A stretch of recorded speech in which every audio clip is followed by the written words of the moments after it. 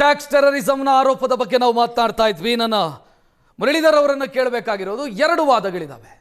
ಒಂದು tax terrorism ನಿಜ ಅನ್ನುವಂಥ ವಾದ ಆದರೆ, ಮತ್ತೊಂದು IT ರೇಡ್ ಇರ್ಬೋದು, ED ರೇಡ್ ಇರ್ಬೋದು, ನಾರ್ಮಲ್ ಪ್ರೊಸೀಜರ್. ಅದನ್ನು ನೀವು ಟೆರರಿಸಮು, ಟಾರ್ಚರು, ಹೆರಾಸ್ಮೆಂಟು ಅಂತ ಯಾಕೆ ಅನ್ಕೋಬೇಕು ಅಂತ ಮೂರು ವಿಚಾರ ಹೇಳ್ತೀನಿ.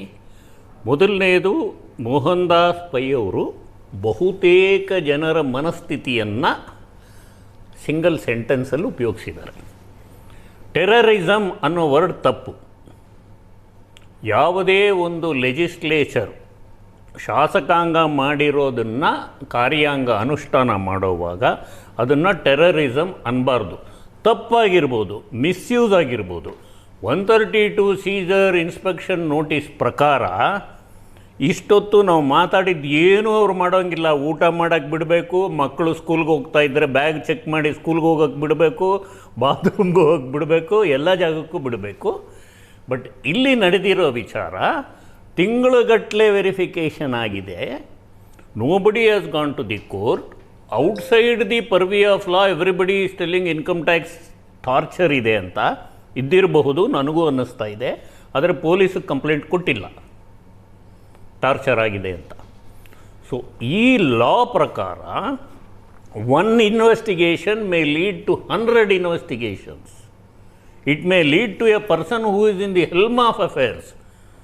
ಸಪೋಸ್ ಅವರು ನಾತು ಅವ್ರ ಎಕ್ಸಾಂಪಲ್ ತಗೋತೀನಿ. ನೀನು ನಾತು ಹೆಸರು ಇಲ್ಲಿ ಬರೆದು ಸೈನ್ ಮಾಡು ಅಂತ ಅವ್ರು ಟಾರ್ಚರ್ ಕೊಟ್ಟಿರ್ಬೋದು. ಅದು ಟಾರ್ಚರ್. ಆ ಥರ ತೊಂದರೆಗಳಾಗಿ every victim is not innocent, ಅದು ತಿಳ್ಕೊಳ್ಳಿ. ಈ chance the verification investigation may prove. But ಇಲ್ಲೊಂದು ಪದ ಬಂತು, ಏನಂತಾರೆ, ಎಷ್ಟು ಜನನ ಅರೆಸ್ಟ್ ಮಾಡಿದ್ರು ಅಂತ. The duty of the income tax department is to collect it due tax with penalty and interest. ಅದು ಡಿಸ್ಚಾರ್ಜ್ ಮಾಡಿದ್ರೆ ಬಿಟ್ಬಿಡ್ತಾರೆ. ನಾನಾ ಪ್ರೊಸೀಜರ್ಸ್ ಇದೆ. ಅವ್ರು ಪರ್ಮಿಷನ್ ತೊಗೋಬೇಕು, ಲೋಕಲ್ ಅಥಾರಿಟೀಸ್ಗೆ ಇನ್ಫಾರ್ಮೇಷನ್ ಮಾಡಬೇಕು, ಅಸಿಸ್ಟೆಂಟ್ ಡೈರೆಕ್ಟರ್ ಅಂತ ಒಂದು ಸ್ಟ್ಯಾಂಡರ್ಡ್ ಇದೆ, ಡೆಪ್ಟಿ ಡೈರೆಕ್ಟರ್ ಅಂತ ಒಂದು ಸ್ಟ್ಯಾಂಡರ್ಡ್ ಇದೆ. ಇದೆಲ್ಲ ಪ್ರೊಸೀಜರ್ ಪ್ರಕಾರ ನಡೆದು ಆ ಒಂದು ಅರ್ಧ ಗಂಟೆ ಕ್ಷಣದಲ್ಲಿ ಹೋಟೆಲ್ ರೂಮಿಂದ ಅಲ್ಲಿ ಬಂದು ಯಾವುದೋ ರೂಮು ಅಂತ ಹೇಳಿ ಏನೋ ತೆಗೆದಿಲ್ಲ ಅಂತ ಹೇಳಿ ಈ ಘರ್ಷಣೆಯಲ್ಲಿ, ಘರ್ಷಣೆ ಅಂದರೆ ಮಾತುಕತೆ ಘರ್ಷಣೆ, ಶೂಟ್ ಆಗಿದೆ ಅಂದರೆ ಇದಕ್ಕೆ ಎನ್ಕ್ವೈರಿ ನಡೀಲೇಬೇಕು. ನಾನು ಎಕ್ಸ್ಪೆಕ್ಟ್ ಮಾಡಿದೆ ಇವತ್ತು ಸೆಂಟ್ರಲ್ ಗೌರ್ಮೆಂಟ್ ರೆಸ್ಪಾಂಡ್ ಮಾಡುತ್ತೆ ಅಂತ. ಸ್ಟೇಟ್ ಗೌರ್ಮೆಂಟ್ ರೆಸ್ಪಾಂಡ್ ಮಾಡಿದೆ, ಯಾಕೆಂದರೆ ಇಟ್ಸ್ ಎ ಜ್ಯುರಿಡಿಕ್ಷನಲ್ ರೆಸ್ಪಾನ್ಸಿಬಿಲಿಟಿ. ಮಾಡಿದೆ, ಎನ್ಕ್ವೈರಿ ನಡೆಯುತ್ತೆ. But as per income tax act ಅದಕ್ಕೆ ಅಂತ ಸಪರೇಟ್ ಡಿಪಾರ್ಟ್ಮೆಂಟ್ ಇದೆ, ಅವ್ರಿಗೊಂದು ಬಾಸ್ ಇದ್ದಾರೆ, ಮೀಟಿಂಗ್ಸ್ ನಡೀತಾ ಇರುತ್ತೆ, ಎಲೆಕ್ಟ್ರಾನಿಕ್ಸ್ ಯುಗದಲ್ಲಿ ಇನ್ಫಾರ್ಮೇಷನ್ ಬರ್ತಾ ಇರುತ್ತೆ.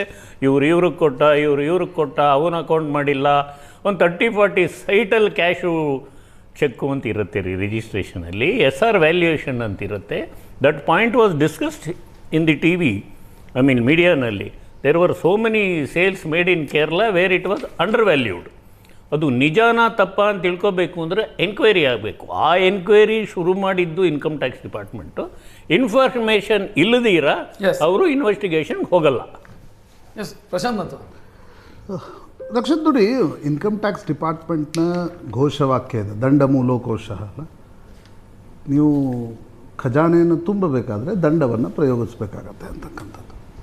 ಸೊ ನನಗನ್ಸುತ್ತೆ ನೋಡಿ, CJ ರಾಯ್ ಪ್ರಕರಣವನ್ನು ನಿರ್ದಿಷ್ಟವಾಗಿ ತೆಗೆದುಕೊಂಡು ಹೇಳೋದಾದರೆ ಇನ್ಕಮ್ ಟ್ಯಾಕ್ಸ್ ಡಿಪಾರ್ಟ್ಮೆಂಟ್ನ ಅಧಿಕಾರಿಗಳು ತಮ್ಮ ಕೆಲಸವನ್ನು ತಾವು ಮಾಡ್ತಾಯಿದ್ರು ಅಲ್ವಾ.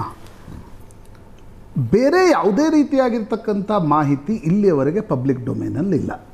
ಅಂದರೆ ಹೆರಾಸ್ಮೆಂಟ್ ಆಗ್ತಿತ್ತು, ಅದಾಗ್ತಿತ್ತು. ನಿಮಗೆ ಈಗ ನೋಡಿ, ಮಲ್ಟಿಪಲ್ ಬ್ರಾಂಚಸ್ಗಳಲ್ಲಿ ನಿಮ್ಮ ಕಂಪ್ನಿ ಕೆಲಸ ಮಾಡ್ತಾ ಇರ್ತಕ್ಕಂಥ, ಇದು ಶುರು ಆಗಿದ್ದು ಕೊಚ್ಚಿನ್ನಲ್ಲಿ, ಬೆಂಗಳೂರು ಇದೆ, ದುಬೈ ಇದೆ. ಸ್ವತಃ ನೀವು CJ ರಾಯರ ಸೋಷಿಯಲ್ ಮೀಡಿಯಾ ಪ್ರೊಫೈಲ್ ನಾನು ನೋಡ್ತಾ ಇದ್ದೆ. 12 ರೋಲ್ಸ್ ರಾಯ್ ಇದೆ, ನನ್ನ ಹತ್ರ ಬುಗುಟಿ ಇದೆ, ದಿನ ಅವರು ಅದನ್ನು ಓಡಿಸ್ತಾಯಿದ್ರು. So naturally income tax department ತನ್ನ ಕೆಲಸವನ್ನು ಏನು ಮಾಡಬೇಕು, ಆ ಅಧಿಕಾರಿಗಳು ತಮ್ಮ ಕೆಲಸವನ್ನು ಮಾಡಿದ್ದಾರೆ. CJ ರಾಯ್ರ ಅಣ್ಣನ ಒಂದು ಹೇಳಿಕೆ ಬಿಟ್ಟರೆ ಇಲ್ಲಿಯವರೆಗೆ ಕಾಂಟ್ರರಿ ಆಗಿರ್ತಕ್ಕಂಥ ಯಾವುದೇ ಮಾಹಿತಿ ಪಬ್ಲಿಕ್ ಡೊಮೇನಲ್ಲಿಲ್ಲ. ಅವರನ್ನೇನು ಅರೆಸ್ಟ್ ಮಾಡಲಾಗಿರಲಿಲ್ಲ. CJ ರಾಯ್ನ ಅರೆಸ್ಟ್ ಮಾಡಿದ್ರು ಅಂತ ಅದರ ಪವರು ಅವ್ರಿಗಿಲ್ಲ. ಅವರ ತನಿಖೆ ನಡೀತಾ ಇರ್ತಕ್ಕಂಥ ಸಂದರ್ಭದಲ್ಲಿ ಅಕೌಂಟ್ಸ್ ಡಿಪಾರ್ಟ್ಮೆಂಟ್ನವರು ಅವರು ಮಧ್ಯಾಹ್ನ 2 ಗಂಟೆಗೆ ಅಲ್ಲಿ ಬರ್ತಾರೆ ಆ ಕಚೇರಿಗೆ. 4:15 ಸುಮಾರಿಗೆ ಅವ್ರು ಮೇಲೆ ಹೋಗ್ತಾರೆ ಫಸ್ಟ್ ಫ್ಲೋರ್ಗೆ, ರೂಮ್ ಲಾಕ್ ಮಾಡ್ಕೋತಾರೆ, ಆತ್ಮಹತ್ಯೆ. ದುರ್ದೈವದ ಸಂಗತಿ. ಯಾರ ಸಾವನ್ನು ಆತ್ಮಹತ್ಯೆನ ಏನು ಇದು ಮಾಡತಕ್ಕಂಥದ್ದಲ್ಲ. ಆದರೆ ಇನ್ಕಮ್ ಟ್ಯಾಕ್ಸ್ ಡಿಪಾರ್ಟ್ಮೆಂಟ್ ಈ ಪರ್ಟಿಕ್ಯುಲರ್ ಕೇಸಲ್ಲಿ ಏನೋ ತಪ್ಪೆಸಗಿದೆ ಅಥವಾ ಏನೋ ಹರಾಸ್ ಮಾಡ್ತಿದೆ ನೋಡಿ, ಅವ್ರ ಕೆಲಸ ರೀ ಅದು. ನೀವು ಈಗ ಒಬ್ಬ ಪೊಲೀಸ್, ನಾವು ಅನೇಕ ಬಾರಿ ಏನು ಮಾಡ್ತೀವಿ, ಪೊಲೀಸರು ಹರಾಸ್ ಮಾಡಿಬಿಡ್ತಾರೆ. ಪೊಲೀಸ್ ಅಧಿಕಾರಿ FIR ಆದ ತಕ್ಷಣ ಅವ್ರನ್ನ ಕರೆದು ಮಾತಾಡಿಸಿ ಏನು ನಡೀತಾ ಇದೆ ಅಂತ, ಈಗ ಒಂದು ಮರ್ಡರ್ ನಡೀತು ಅಂತ ಅಂದ್ಕೋಣ, ಯಾವುದಾದ್ರೂ ಇಲ್ಲ ನನಗೆ ಹರಾಸ್ಮೆಂಟ್ ಆಗ್ತಾ ಇದೆ, ನಾನು ಗುಂಡು ನಾನು ಅಂದರೆ DK ರವಿ ಪ್ರಕರಣ, MK ಗಣಪತಿ ಪ್ರಕರಣ, ಈ ಎರಡೂ ಪ್ರಕರಣಗಳ ನಾವೇ ಮಾಧ್ಯಮಗಳಲ್ಲಿ ಮಾಡಿರ್ತಕ್ಕಂಥ ವರದಿಗಳ ನಂತರ ಆ ಪ್ರಕರಣಗಳು ಮುಟ್ಟಿರ್ತಕ್ಕಂಥ ಒಂದು ಏನು ಡೆಡ್ ಎಂಡ್ ಇದೆ, ಅದರ ನಂತರ ನಾನು ಅಂದ್ಕೊಂಡಿರ್ತಕ್ಕಂಥದ್ದು ಈ ರೀತಿಯ ಆತ್ಮಹತ್ಯೆ ಅಥವಾ ಸಾವಿನ ಪ್ರಕರಣದಲ್ಲಿ ಇನ್ವೆಸ್ಟಿಗೇಟಿಂಗ್ ಏಜೆನ್ಸಿಗಳು ಏನಾದರೂ ತಥ್ಯಪೂರ್ಣವಾಗಿ ಹೇಳುವವರೆಗೆ ನಾವು ಯಾವುದೇ ನಿಷ್ಕರ್ಷೆಗೆ ಬರೋದು ತಪ್ಪಾಗತ್ತೆ.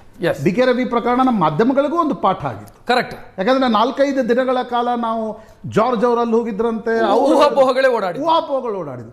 CJ ರಾಯ್ ಪ್ರಕರಣದಲ್ಲೂ ಕೂಡ ನನಗನ್ಸುತ್ತೆ, as a political analyst also I don't want to jump to the conclusion. Number 1 ಇದು CJ ರಾಯ್ ಪ್ರಕರಣದ ಭಾಗ. ಎರಡನೇದು ನನಗನ್ಸುತ್ತೆ tax terrorism is a too much word. Tax harassment ಆಗತ್ತಾ, ಪೊಲಿಟಿಕಲಿ ಮೋಟಿವೇಟೆಡ್ ಆಗತ್ತಾ ಅನ್ನೋ ಪ್ರಶ್ನೆ ಕೇಳಿದರೆ ಕಾಂಗ್ರೆಸ್ ಸರ್ಕಾರದಲ್ಲೂ ಆಗ್ತಾ ಇತ್ತು. ಅದನ್ನ ಭಾರತೀಯ ಜನತಾ ಪಾರ್ಟಿಯ ಮೋದಿ ಸರ್ಕಾರ ಬಂದಮೇಲೆ ಅದು ಎಕ್ಸ್ಟ್ರೀಮ್ ತೆಗೆದುಕೊಂಡು ಹೋಗಿದೆ. DK ಶಿವಕುಮಾರ್ ಪ್ರಕರಣವೇ ತೆಗೆದುಕೊಳ್ಳಿ, ನಿಮಗೆ ಈಗಲ್ಟನ್ ರೆಸಾರ್ಟ್ನಲ್ಲಿ ಅಹಮದ್ ಪಟೇಲ್ರ ಗುಜರಾತ್ನ ಶಾಸಕರು ಬರುವವರೆಗೆ ಅದು ನೆನಪಾಗಿರಲಿಲ್ವಾ? ನಿಮಗೆ ಅದರ ನೆನಪಿರಲಿಲ್ವಾ? ಅಂದರೆ ಅಹಮದ್ ಪಟೇಲ್ರನ್ನ DK ಶಿವಕುಮಾರ್ ಬಚಾವ್ ಮಾಡ್ಲಿಕ್ಕೆ ಹೋದ್ರು, ನೀವು ರೇಡ್ ಮಾಡಿದ್ರಿ. ನೀವು ರೇಡ್ ಮಾಡಿ, ದಟ್ಸ್ ಯುವರ್ ಪ್ರಿರಾಗೇಟಿವ್. ನೀವು ಯಾರನ್ನೂ ರೇಡ್ ಮಾಡೋದು. ಚುನಾವಣೆ ಸಂದರ್ಭದಲ್ಲೂ ನಾನು ನೋಡಿದ್ದೀವಿ, ಬಾದಾಮಿಯಲ್ಲಿ ಕಾಂಗ್ರೆಸ್ನ ಮೇಲೆ ಮಾತ್ರ ಇನ್ಕಮ್ ಟ್ಯಾಕ್ಸ್ ರೇಡ್ ನಡೀತು. ಯಾಕೆ ಇನ್ನೊಂದು ಪಕ್ಷದಲ್ಲಿ ನಡೆಯಲ್ವಾ? ಇದು ಪ್ರಾಯಶಃ ಕೆಲ ಪ್ರಶ್ನೆಗಳನ್ನು ಹುಟ್ಟಾಗತ್ತೆ. ನಾನು ಇವತ್ತು ED ಚರ್ಚೆಗೆ ಹೋಗೋಲ್ಲ. ಇನ್ಕಮ್ ಟ್ಯಾಕ್ಸ್ ಡಿಪಾರ್ಟ್ಮೆಂಟ್ ಇವತ್ತಿನ ಪೊಲಿಟಿಕಲ್ ವ್ಯವಸ್ಥೆಗನು ಅದನ್ನು ಪೊಲೀಸರು ಮಾಡ್ತಾರೆ, ನಾವು ಈ ಪೊಲೀಸರಿಂದ ದುರುಪಯೋಗ ಆಗಲ್ವಾ? ಆದರೆ ಸ್ವಲ್ಪ ಅತಿರೇಕ ಆಗ್ತಾ ಇದೆ ಅನ್ನೋದು ಒಂದು ಭಾಗ. ಉದ್ಯಮಿಗಳ ಮೇಲೂ ಕೂಡ ಟ್ರಾನ್ಸ್ಪರೆನ್ಸಿಯ ಅವಶ್ಯಕತೆ ಇದೆ. ಈಗ ವರ್ಚುವಲ್ ಬಂದಿದೆ ಬಹುತೇಕ ಕಡೆ, ಆದರೆ ದೊಡ್ಡ ದೊಡ್ಡ ಉದ್ಯಮಿಗಳ ಮೇಲೆ ರೇಡ್ ನಡೆದ ನಂತರ ನಡೀತಕ್ಕಂಥ ಹರಾಸ್ಮೆಂಟ್ ಏನಿದೆ ಅದನ್ನು ಸರ್ಕಾರ ರಿವಿಸಿಟ್ ಮಾಡುವ ಅವಶ್ಯಕತೆ ನಾನಿಲ್ಲ. ಬಹುಶಃ ಮೋಹನ್ ವಿಶ್ವ ಅವರು ಆ ವಿಚಾರ ಪ್ರಸ್ತಾಪ ಮಾಡಿದ್ದಾರೆ. IT ರೇಡ್ಗಳು ಸಿಕ್ಕಾಪಟ್ಟೆ ಆಗಿದ್ದಾವೆ. ಎಲ್ಲರೂ ಏನು ಸೂಸೈಡ್ ಮಾಡ್ಕೊಂಡು ಸತ್ತು ಹೋಗಿಲ್ಲ, ಪ್ರೊಸೀಜರು ಮಾಡ್ತಾರೆ. ಅವರಲ್ಲೇನೋ ಸಮಸ್ಯೆಗಳಿದ್ದಾಗ ಟಾರ್ಚರ್ ಆಯಿತು ಅಂತ ವಿಕ್ಟಿಮ್ ಕಾರ್ಡ್ ಪ್ಲೇ ಮಾಡೋದು ಹೆಂಗಾಗತ್ತೆ? ನಾನು CJ ರಾಯ್ ಅವರನ್ನು ಉದ್ದೇಶಿಸಿ ಈ ಮಾತನ್ನು ಹೇಳ್ತಾ ಇಲ್ಲ. ಇನ್ಯಾವುದೋ ಕೇಸಲ್ಲಿ ಅವರ ಸಮಸ್ಯೆ, ಪರ್ಸನಲ್ ಸಮಸ್ಯೆ ಅಥವಾ ವ್ಯವಹಾರದ ಸಮಸ್ಯೆಯನ್ನು ನೀವು ವಿಕ್ಟಿಮ್ ಕಾರ್ಡ್ ಆಗಿ ಹೇಗೆ ಬಳಸೋದಕ್ಕೆ ಸಾಧ್ಯ? ಸರ್, ಇದು ಏನಾಗಿದೆ ಅಂದರೆ ನಾವು ಯಾರು ಇಲ್ಲಿ ಅವ್ರ ಬಗ್ಗೆ ವಿಕ್ಟಿಮ್ ಕಾರ್ಡೋ ಇನ್ನೊಂದ್ರ ಬಗ್ಗೆ ನಾವು ಮಾತಾಡ್ತಾ ಇಲ್ಲ. ಇಲ್ಲಿ ಟೈಮಿಂಗ್ ಅಷ್ಟೇ ನಾನು ಕೇಳ್ತಾ ಇದ್ದಿದ್ದು. ಈಗ ಏನಾಗಿದೆ, ಟೈಮಿಂಗನ್ನು ವಿಚಾರ ಅವ್ರು ಹೇಳಿದ್ರು, ಜಯಲಲಿತಾ ಅವರು ಯಾವತ್ತೂ ನಡೆದಿರುವಂಥ ಪ್ರಕರಣಕ್ಕೆ ಯಾವತ್ತೂ ಶಿಕ್ಷೆ ಆಯಿತು. I am not doubting on the investigation it will take its own course of time. But ಇಲ್ಲಿ ಇರುವಂಥ ಮ್ಯಾಟ್ರ್ ಏನು ಅಂತಂದರೆ, ಕನ್ವಿಕ್ಷನ್ ಯಾವಾಗ ಬರುತ್ತೆ ಅಂತಂದರೆ ಕನ್ಕ್ಲೂಷನಿಗೆ ಆದಮೇಲೆ ಕನ್ವಿಕ್ಷನ್, ನಾನ್ ಕನ್ವಿಕ್ಷನ್ ಅನ್ನೋದು ಬರೋದು. ಕನ್ವಿಕ್ಷನ್ ರೇಟ್ ಬಂದಿದೆ, ನಂಬರ್ಸ್ ಬಂದಿದೆ ಅಂತಂದರೆ that clearly indicates that the entire case is closed ಅಂತ. ಕರೆಕ್ಟ್ ಅಲ್ವಾ? ಕನ್ಕ್ಲೂಷನ್ಗೆ ಯಾವಾಗ ಬರ್ತೀರಿ ನಾವು? ಕ್ಲೋಸ್ ಆಗಿದೆ ಮ್ಯಾಟ್ರ್ ಅಂದಾಗ. ಜಯಲಲಿತಾದು it was long pending due because she was in power, she was doing all those things. ಇಲ್ಲಿ ಇನ್ನೊಂದು ಮ್ಯಾಟ್ರ್ ಏನಾಗಿದೆ, ನಮ್ಮ ಹಿರಿಯರು ಮಾತಾಡ್ತಾ ಇದ್ರು, tax terrorism is a wrong word ಅಂತ. ಪ್ರಶಾಂತ್ ನಾಥ್ ಅವ್ರು ಹೇಳ್ತಾ ಇದ್ರು, ಟ್ಯಾಕ್ಸ್ ಹರಾಸ್ಮೆಂಟ್ ಅನ್ನೋ ರೈಟ್ ವರ್ಡ್ ಅನ್ಕೊತೀನಿ. Tax terrorism has become a rich ವರ್ಡಿಗೆ, ರಿಚ್ ಜನರಿಗೆ ಅದೊಂದು ಟ್ಯಾಕ್ಸ್ ಟೆರರಿಸಮ್ ಆಗಿದೆ. ಟ್ಯಾಕ್ಸ್ ಹರಾಸ್ಮೆಂಟ್ ಏನಿದೆಯಲ್ಲ, it has become for a middle class. Tax convenience ಏನಿದೆಯಲ್ಲ, I tell you how it is been defined in this government ಅಂತ. Tax terrorism ಅಂತ ಏನು ಹೇಳ್ಕೊತಾ ಇದ್ದೀವಿ, ಅದಕ್ಕೆ ಬಲಿಯಾದಂಥವ್ರು ನಮ್ಮ ಸಿದ್ಧಾರ್ಥ್ ಅಂತವರು, DJ ರಾಯ್ ಅಂತವರು. ಟ್ಯಾಕ್ಸ್ ಹರಾಸ್ಮೆಂಟಿಗೆ ನಿನ್ನೆ ಯಾರೋ I was reading one of the tweet, Prashant Nath ಅವರೇ, I think madam Nirmala Sitharaman has mentioned 77 times of penalty as well as punishment and offence. ಅಲ್ಲಲ್ಲ ಸರ್, ವಿಜಯ್ ಮಲ್ಯ, ನೀರವ್ ಮೋದಿ ಓಡೋದ್ರ ಸರ್ ಐ ಆಮ್ ನಾಟ್ ನಾವೇ ಕುಳಿತು ಏನು ಹೇಳಿದ್ವಿ, ಸರ್ಕಾರ ಅವರನ್ನು ತಡಿಲಿಕ್ಕೆ ಸಾಧ್ಯ ಇರಲಿಲ್ಲ ಏನಪ್ಪ ಅಂತ. ಸಿದ್ಧಾರ್ಥ ಪ್ರಕರಣದಲ್ಲೂ ಕೂಡ ನಿಮ್ಮ ಬಳಿ ಯಾವುದೇ ಇವತ್ತಿನವರೆಗೆ ತಥ್ಯಗಳಿಲ್ಲ. ಸಿದ್ಧಾರ್ಥ ಏನು ಮಾಡಿದ್ರು, ತಪ್ಪು ಮಾಡಿದ್ರ, ಸರಿ ಮಾಡಿದ್ರು ಅಂತಕ್ಕಂಥದ್ರ ಬಗ್ಗೆ ನಿಮ್ಗೆಲ್ಲೂ ಕೂಡ ಯಾರು ತಥ್ಯಗಳನ್ನು ಕೊಟ್ಟಿಲ್ಲ. CJ ರಾಯ್ ಪ್ರಕರಣದಲ್ಲೂ ಆ ತಥ್ಯಗಳಿಲ್ಲ. I am not coming to the conclusion. ನಾನು ಜಡ್ಜ್ ಅಲ್ಲ, ನಾನು ಹೇಳ್ತಿರೋದು ನಡೆದಿರುವಂಥ ಈ ಒಂದು ಏನು ಇನ್ಸಿಡೆಂಟ್ಗೆ ಏನೇನಾಗಿದೆ ಅಂತ ನಾವು ವಿಶ್ಲೇಷಣೆ ಮಾಡ್ಬೋದು, ಬಿಟ್ಟರೆ we will not come to the conclusion. ಇಲ್ಲಿ ಇನ್ನೊಂದೇನಾಗಿದೆ, ಕನ್ವೀನಿಯನ್ಸ್ ಅನ್ನೋ ವಿಚಾರ ಯಾಕೆ ಹೇಳಿದೆ ಅಂದರೆ, there is one company, I will not name the company, which has signed 15 years contract with companies like Google, Amazon and Microsoft and this kind of companies. ಆ ಕಂಪನಿಗಳಿಗೆ ಈ ದೇಶದೊಳಗೆ 21 ವರ್ಷ ಟ್ಯಾಕ್ಸ್ ಫ್ರೀ ಮಾಡ್ತಾರೆ. ಯಾವುದಕ್ಕೆ? For data centre. ಯಾವುದಕ್ಕೆ ಮಾಡೋದು? Basically convenience ಅಂತಾರೆ. That's beauty of policy making. ಇದು ಹೆಂಗಿದೆ ಅಂದರೆ ಅದೇನೇ ಹೇಳಿದ. But if you insist me, it is none other than mister Ambani who has signed a contract with this 4-5 companies. ಅಲ್ಲ sir, it is open. Anil ಅವರು ಒಂದು ಪಾಯಿಂಟ್ ಅನ್ನು ರೈಸ್ ಮಾಡಿದ್ರು, ನಾನು ಅದಕ್ಕೆ ವಿತ್ ಅಂಕಿ ಅಜಿತ್ ಪವಾರ್ ಆಗಿರಬಹುದು, ಪ್ರಫುಲ್ ಪಟೇಲ್ ಆಗಿರಬಹುದು, ಮೋಹನ್ ವಿಶ್ವ ಅವರ ಮುಂದೆ ಕೇಳ್ತಾ ಇದ್ದೀನಿ. 2017-18ರಲ್ಲಿ 4527 IT ರೇಡ್ ಆಗಿದೆ. ಕನ್ವಿಕ್ಷನ್ ಆಗಿರೋದು 126. 18-19ರಲ್ಲಿ 3500, ಕನ್ವಿಕ್ಷನ್ ಆಗಿರೋದು 151. 19-20ರಲ್ಲಿ 1149, ಕನ್ವಿಕ್ಷನ್ ಆಗಿರೋದು 121. ಅನಿಲ್ ಅದನ್ನೇ ಹೇಳಿದ್ದು. ಕನ್ವಿಕ್ಷನ್ ನಾನು ಹೇಳ್ತೀನಿ. ಮೋಹನ್ ದಾಸ್ ಪೈ ಅವರು ಕೂಡ ಅದನ್ನೇ ಹೇಳಿದರು. ಈಗ ತಪ್ಪು ಮಾಡಿದ ಉದ್ಯಮಿಗೆ ಶಿಕ್ಷೆ ಅಂತಾದ್ರೆ, ತಪ್ಪಾಗಿ ರೇಡ್ ಮಾಡಿದವರಿಗೆ ಏನ್ ಶಿಕ್ಷೆ? ತಪ್ಪಾಗಿ ಟಾರ್ಚರ್ ಕೊಟ್ಟವರಿಗೆ ಏನ್ ಶಿಕ್ಷೆ ಅಂತ ಅವ್ರು ಕೇಳ್ತಾ ಇರೋದು. ಅವ್ರ ಪಾಯಿಂಟ್ ಇರೋದು ಅಲ್ಲ. ಹಾಗಾದ್ರೆ ಪೊಲೀಸರು ಇನ್ವೆಸ್ಟಿಗೇಷನ್ ಮಾಡಿ ಎಷ್ಟು ಜನಕ್ಕೆ ಕನ್ವಿಕ್ಷನ್ ಆಗಿದೆ, ಹಂಗಂತ ಪೊಲೀಸರು ತಪ್ಪು ಮಾಡಿದಾರೆ, ಪೊಲೀಸರಿಗೆ ಶಿಕ್ಷೆ ಕೊಡಿ ಅಂತ ನಾಳೆ ಬೆಳಗ್ಗೆ ಕೇಳ್ತೀರಾ ನೀವು? ಟಾರ್ಚರ್ ಆದಾಗಾದ್ರೆ ಬಟ್ ಈ ನಂಬರ್ಸ್ ನೋಡಿ ನಾನು ಪೊಲೀಸ್ ನಂಬರ್ 4500ದಲ್ಲಿ 100 ಕನ್ವಿಕ್ಷನ್ ಆಗುತ್ತೆ. ನಾನು ಪೊಲೀಸ್ ನಂಬರ್ ತೆಗೆದುಕೊಳ್ಳ, ಪೊಲೀಸರು ಹಾಕೋ ಕೇಸ್ ಎಲ್ಲಾನು ಕನ್ವಿಕ್ಷನ್ ಆಗ್ಬಿಡುತ್ತಾ? ಎಲ್ಲ ಮರ್ಡರ್ ಕೇಸ್ ಕನ್ವಿಕ್ಷನ್ ಆಗ್ಬಿಡುತ್ತಾ? ಎಲ್ಲ ರಾಬರಿನ ಕನ್ವಿಕ್ಷನ್ ಆಗ್ಬಿಡುತ್ತಾ? ಅಲ್ಲ, ವಿನಾಕಾರಣ ಇಲ್ಲಿ ಟಾರ್ಚರ್ ಅನುಭವಿಸಿದಂತ ಉದ್ಯಮಿಯ ಕಥೆ ಅಲ್ಲ. ಹಂಗಾರೆ ಪೊಲೀಸರು ಕರ್ಕೊಂಡೋಗಿ ಇಂಟರಾಗೇಷನ್ ಪ್ರಶ್ನೆ ಏನಾಗಬೇಕು? ಅಲ್ಲ, ಹಾಗಾದ್ರೆ ಪೊಲೀಸರು ಕರ್ಕೊಂಡೋಗಿ ಕೂಡ ಟಾರ್ಚರ್ ನೀವು ಇನ್ವೆಸ್ಟಿಗೇಷನ್ ಟಾರ್ಚರ್ ಅಂತ ಕರಿತೀರಾ? That's not the logic. ನಾನು ಆಗ್ಲೇ ಹೇಳಿದೆ, ನಮ್ಮಲ್ಲಿ ಜುಡಿಷಿಯಲ್ ಸಿಸ್ಟಮ್ ಇದೆ, ಅದಕ್ಕೊಂದು ಹೈರಾಕಿ ಇದೆ, ಟೈಮ್ ತಗೊಳುತ್ತೆ. ಅದು ಕನ್ವಿಕ್ಷನ್ಗೂ ಇದಕ್ಕೂ ನೀವು ಕಂಪೇರ್ ಮಾಡಿ ಖುಲಾಸೆಯಾದ ಡೀಟೇಲ್ ಕೊಡ್ತೀನಿ. ನಾನು ಹೇಳೋದು ಅಲ್ಲ, ಖುಲಾಸೆಯಾದಂತ ಡೀಟೇಲು ಇದೆ ನನ್ನ ಅಲ್ಲ, ಕೊಡ್ಲಿ. ಅದು ಇದರಲ್ಲೂ ಇರುತ್ತೆ, ಪೊಲೀಸ್ ಡಿಪಾರ್ಟ್ಮೆಂಟ್ ಇರುತ್ತೆ ಖುಲಾಸೆ ಆಗಿರೋದು. 4500ದಲ್ಲಿ 255 ಖುಲಾಸೆ ಆಗಿದೆ. ಅಂದ್ರೆ ಪೊಲೀಸ್ ಡಿಪಾರ್ಟ್ಮೆಂಟ್ ಹೇಳಿ ಖುಲಾಸೆ ಆಗಿರೋದು. ವೈ ಏನಕ್ಕೆ ಬರೀ ಇನ್ಕಮ್ ಟ್ಯಾಕ್ಸ್ ಮಾತ್ರ ಹೇಳ್ತೀರಾ? ಇದು ಒಂದಕ್ಕೊಂದು ಕಂಪ್ಯಾರಿಸನ್ ವರ್ಕೇ ಆಗಲ್ಲ. ನೀವು ಕ್ರಿಮಿನಲ್ ಇನ್ವೆಸ್ಟಿಗೇಷನ್ಗೂ ಆರ್ಥಿಕ ವ್ಯವಹಾರದಲ್ಲಾದಂತ ಏರುಪೇರಿನ ಇನ್ವೆಸ್ಟಿಗೇಷನ್ಗೂ ವ್ಯತ್ಯಾಸ ಇದೆ. ಆರ್ಥಿಕ ನೀವು ಅದನ್ನ ಇದರ ಜೊತೆಗೆ ಇಟ್ಕೊಂಡು ನೋಡಬೇಡಿ, ಒಂದೇ ತಕ್ಕಡಿಯಲ್ಲಿ ಇಟ್ಟು ನೋಡಬೇಡಿ. ಅದನ್ನ ಇನ್ಕಮ್ ಟ್ಯಾಕ್ಸ್ ಇಡಿ ಯಾರು ಹೇಳಿದ್ ಬರೀ ಸಿವಿಲ್ ಅಂತ ಹೇಳ್ಬಿಟ್ಟು, ಅದರಲ್ಲೂ ಅಷ್ಟೇ ಆರ್ಥಿಕ ಅಪರಾಧ ಮಾಡಿ ನಿಮಗೆ money laundering, aunty national activities ಮಾಡಿದ್ರೆ ಅದು ಕ್ರಿಮಿನಲ್ ಆಗೇ ಆಗುತ್ತೆ.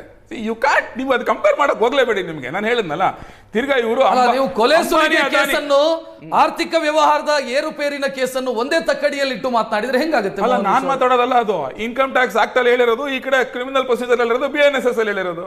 ನಾನ್ ಮಾತಾಡೋದಲ್ಲ, ಅದು ಕಾನೂನು ಹೇಳಿರೋದು. ತಿರ್ಗಾ ಅದಾನಿ ಬಗ್ಗೆ ಮಾತಾಡಿದ್ರು. ರಾಜಸ್ಥಾನದಲ್ಲಿ ಇವರು ಅಶೋಕ್ ಗೆಹ್ಲೋಟ್ ಸರ್ಕಾರನೇ ಅದಾನಿ ಜೊತೆ 4,000 ಕೋಟಿ ಕಾಂಟ್ರಾಕ್ಟ್ ಸೈನ್ ಮಾಡ್ತು. ತೆಲಂಗಾಣ CM ರೇವಂತ್ ರೆಡ್ಡಿ 8,000 ಕೋಟಿ ಕಾಂಟ್ರಾಕ್ಟ್ ಸೈನ್ ಮಾಡಿದ್ರು. ಇಬ್ರು ಕೈ ಜೋಡಿಸ್ಕೊಂಡು ಡಾವೋಸ್ ಅಲ್ಲಿ ಕಾಫಿ ಕುಡಿತಾ ಇರ್ತಾರೆ ಕಾಂಗ್ರೆಸ್ನವರು. ಇಲ್ಲಿ ಬಂದ್ಬಿಟ್ಟು ಅದಾನಿ ಅಂತ ಮೋದಿ ಅವ್ರ ಮೇಲೆ ಹೇಳ್ತಾರೆ. ಒಂದಕ್ಕೊಂದು ಸುಮ್ಮನೆ ಹೇಳೋದಲ್ಲ. ಈ ಪ್ರಕರಣದಲ್ಲಿ ಏನ್ ಗೊತ್ತಾ, ತನಿಖೆ ಆಗಬೇಕು. ಆಗಿದೆ ಪಾಪ, ಅವ್ರು ಸೂಸೈಡ್ ಮಾಡ್ಕೊಂಡಿದ್ದಾರೆ. ಏನೇ ಇಲ್ಲ ರೀ, ಪಾಪ ಅವ್ರು 1000 ಜನಕ್ಕೆ ಉದ್ಯೋಗ ಕೊಟ್ಟಿದ್ದಾರೆ, ಒಂದು ಬಡತನದಲ್ಲಿ ಬೆಳೆದಿದ್ದಾರೆ ನಮ್ಮ ಬೆಂಗಳೂರವರು, ಅದೆಲ್ಲ ಇದ್ದೇ ಇದೆ ನಮಗೆ. ಓಕೆನಾ? ಅದ್ರ ಬಗ್ಗೆ ಅವ್ರು ಮಾತೇ ಇಲ್ಲ. ತನಿಖೆ ಆಗಬೇಕು.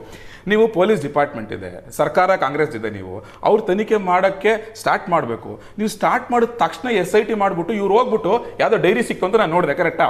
ಡೈರಿ ಯಾರ ಹೆಸರು ಬರ್ದಿದ್ರು. SIT ಅಂದ್ರೆ ಏನು? PDOಗಳು ತನಿಖೆ ಮಾಡ್ತಾರೆ, ಪೊಲೀಸರೇ ತನಿಖೆ ಮಾಡುತ್ತಾರೆ, PDOಗಳು ಬಂದು ತನಿಖೆ ಮಾಡ್ತಾರೆ. ಮೋಹನ್ ವಿಶ್ವ ಅವರೇ 10 ಸಲ ಮಾತಾಡಿ, 10 ಸಲ ಉತ್ತರ. ಮೋಹನ್ ವಿಶ್ವ ಅವರೇ, ನೀವು SIT ತನಿಖೆ ಬೇರೆ, ಪೊಲೀಸ್ ತನಿಖೆ ಬೇರೆ ಅಂತ ಅನ್ಕೊಂಡು ಮಾತಾಡ್ದಂಗಿದೆ. ಐ ವಿಲ್ ಟೆಲ್ ಯು, ನಾನು ಹೇಳ್ತೀನಿ ಕೇಳಿ ಏನಕ್ಕೆ ಅಂತ ಹೇಳ್ಬಿಟ್ಟು. SIT ಅಂದ್ರೆ ಕರ್ನಾಟಕದಲ್ಲಿ ಇವಾಗ ಸಿದ್ದರಾಮಯ್ಯ ಇನ್ವೆಸ್ಟಿಗೇಷನ್ ಟೀಮ್ ಆಗ್ಬಿಟ್ಟಿದೆ. ಅವ್ರಿಗೆ ಬೇಕಾದಂಗೆ ಕ್ಲೀನ್ ಚಿಟ್ ಕೊಟ್ಕೊಳ್ತಾರೆ. ಆ ಡೈರಿನಲ್ಲಿ ಸಿಕ್ಕಿದೆ ಅಂತ SIT ಹೇಳ್ತಾರೆ ಗೊತ್ತಾ? ಆ ಡೈರಿನಲ್ಲಿ ಹಾಗಾದ್ರೆ ಯಾರ ಹೆಸರಿತ್ತು? ಯಾರಾದ್ರೂ ಕಾಂಗ್ರೆಸ್ ನಾಯಕರ ಹೆಸರಿತ್ತಾ? ಏನಾದ್ರು ಚುನಾವಣೆಗೆ ಏನಾದ್ರು ಹಣ ಬಳಕೆ ಆಗಿತ್ತು ಅಂತಿತ್ತಾ? ಇದೆಲ್ಲ ಪ್ರಶ್ನೆಗಳು ಬಂದೇ ಬರುತ್ತೆ. ಇವತ್ತು ನೀವು ಅಷ್ಟು ತರಾತುರಿನಲ್ಲಿ ಇನ್ನು ದಫಾನ್ ಆಗಕ್ಕೆ ಮುಂಚೆನೆ ಸ್ಪೆಷಲ್ ಇನ್ವೆಸ್ಟಿಗೇಷನ್ ಟೀಮ್ ನ ತಯಾರು ಮಾಡಿ, ನಾನು ಆಗ್ಲೇ ಹೇಳ್ದಂಗೆ ಬೇರೆ ಕೇಸ್ಗಳಲ್ಲಿ ಮಾಡೋದೇ ಇಲ್ಲಪ್ಪ ಇವರು. ವಾಲ್ಮೀಕಿ ಕೇಸಲ್ಲ ಅಷ್ಟು ಫಾಸ್ಟ್ ಆಗಿ ತರಾತುರಿನಲ್ಲಿ ಮಾಡೋದಿಲ್ಲ. ತಿರ್ಗಿ ವೈನ್ಸ್ಟೋನ್ ನಾನು ಮತ್ತೆ ಹೇಳ್ತೀನಿ, ಅವ್ರ ಉದ್ಯಮಿಗಳಲ್ವ ನೀವು, ಅಲ್ಲಿ SIT ಮಾಡೋದೇ ಇಲ್ಲ, ಫಾರ್ಮೇ ಮಾಡೋದಿಲ್ಲ. ಇಲ್ಲಿ ಇಷ್ಟು ತರಾತುರಿನಲ್ಲಿ SIT ಮಾಡ್ತಾರೆ. ನಮ್ಮ ಪೊಲೀಸರು ಇದ್ದಾಗ್ಲೂ ಕೂಡ, ತನಿಖೆ ಇದ್ದಾಗ್ಲೂ ಈಗ ನೀವು SIT ಗೆ ವಿರೋಧ ಮಾಡಿದ್ರೆ ನಿಮ್ಮದೇನೋ ಸಮಸ್ಯೆ ಇದೆ ಅಂತ ಅವ್ರು ಯಾಕೆ ಹೇಳ್ಬಾರ್ದು? ಯಾವುದು ನಿಮ್ಮದೇ ಹೆಸರಿತ್ತು ಡೆಲ್ಲಿಯಲ್ಲಿ ಅಂತ ಅವ್ರು ಯಾಕೆ ಹೇಳ್ಬಾರ್ದು? ನಾನು ಹೇಳೋದು ಬರ್ಲಿ, SIT ಮಾಡಿದಾಗ ವಿರೋಧ ಮಾಡಿದ್ರಿ ಅಂತದಾಗ ಇವರ business nexus multiple States international ಅಂತ ಇನ್ವಾಲ್ವ್ ಆದಾಗ, ಇನ್ಕಮ್ ಟ್ಯಾಕ್ಸ್ ಅಂತ ಬಂದಾಗ, ಮಲ್ಟಿಪಲ್ ಟ್ರಾನ್ಸಾಕ್ಷನ್ಸ್ ಅಂತ ಬಂದಾಗ, ಪ್ರಶಾಂತ್ ಆಗ್ಲೇ ಹೇಳ್ದಂಗೆ ಕರ್ನಾಟಕ ಪೊಲೀಸ್ದು ಅವ್ರು ರೆಸ್ಟ್ರಿಕ್ಟೆಡ್ ಆಕ್ಸೆಸ್ ಇರುತ್ತೆ ಅಷ್ಟೇ. ಬಿಕಾಸ್ ಆ ಆತ್ಮಹತ್ಯೆ ಕೇಸ್ನಲ್ಲಿ ಆಗ್ಬೋದು, ಅಲ್ಲಿ ಏನೇನಾಯ್ತು ಅನ್ನೋದಕ್ಕೆ ಅಷ್ಟೇ ಇರುತ್ತೆ. ಸೊ ಆ ಸಮಯದಲ್ಲಿ ಇವರು ದುರ್ಬಳಕೆ ಮಾಡ್ಕೊಳ್ಳಲ್ಲ ಕಾಂಗ್ರೆಸ್ ಸರ್ಕಾರ ಅಂತ ಏನ್ guarantee? Because you are seen ಅವ್ರಿಗೋರೆ ಕ್ಲೀನ್ ಚಿಟ್ ಕೊಟ್ಕೊಂಡಿದ್ದು SIT ಮಾಡ್ಕೊಂಡ್ಬಿಟ್ಟು. ಈಗ ED IT ನೀವು ದುರ್ಬಳಕೆ ಮಾಡ್ಕೊಳ್ಳಲ್ಲ ಅಂತ ಅವಾಗಿಂದ ಅದನ್ನೇ ತಾನೇ ನೀವುಗಳು ಅವ್ರುಗಳು ಕೇಳ್ಕೊಂಡು ಹೇಳ್ತಾ ಇರೋದು. ರಾಜಕೀಯ ಹೇಳಿಕೆಗಳನ್ನ ಕೊಟ್ಕೊಂಡು ಕೂತಿದಿರಲ್ಲ. ಉದ್ಯಮಿಗಳ ಮೇಲೆ ನೀವು ದಾಳಿ ಮಾಡಿಲ್ಲ ಅಂದ್ರೂ ಯಾಕೆ ಮಾಡಿಲ್ಲ ಅಂತ ಇಷ್ಟು ಉದ್ದ ಪಟ್ಟಿ ಕೊಡ್ತೀರಾ, ದಾಳಿ ಮಾಡಿದ್ರು ಯಾಕೆ ಮಾಡಿರಿ ಅಂತ ದೊಡ್ಡ ಪಟ್ಟಿ ಕೊಡ್ತೀರಾ. ಅದೇ ನಡೀತಿರೋದು 11 ವರ್ಷದಿಂದ ನಿಮ್ಗೆ. ಇವ್ರು ಬರೀ ಆಪೋಸಿಷನ್ ಗಳ ಮೇಲೆ ಮಾಡಿ ದಾಳಿ ಮಾಡಿದಂತ ಇಷ್ಟು ಹೇಳ್ಕೊಂಡು ಕೂತಿದ್ರು. ಇದ್ರ ಬಗ್ಗೆ ನಾವು ವಿವರವಾಗಿ ಮಾತಾಡೋಣ. ಮೋಹನ್ ವಿಶ್ವ ಅವರೇ,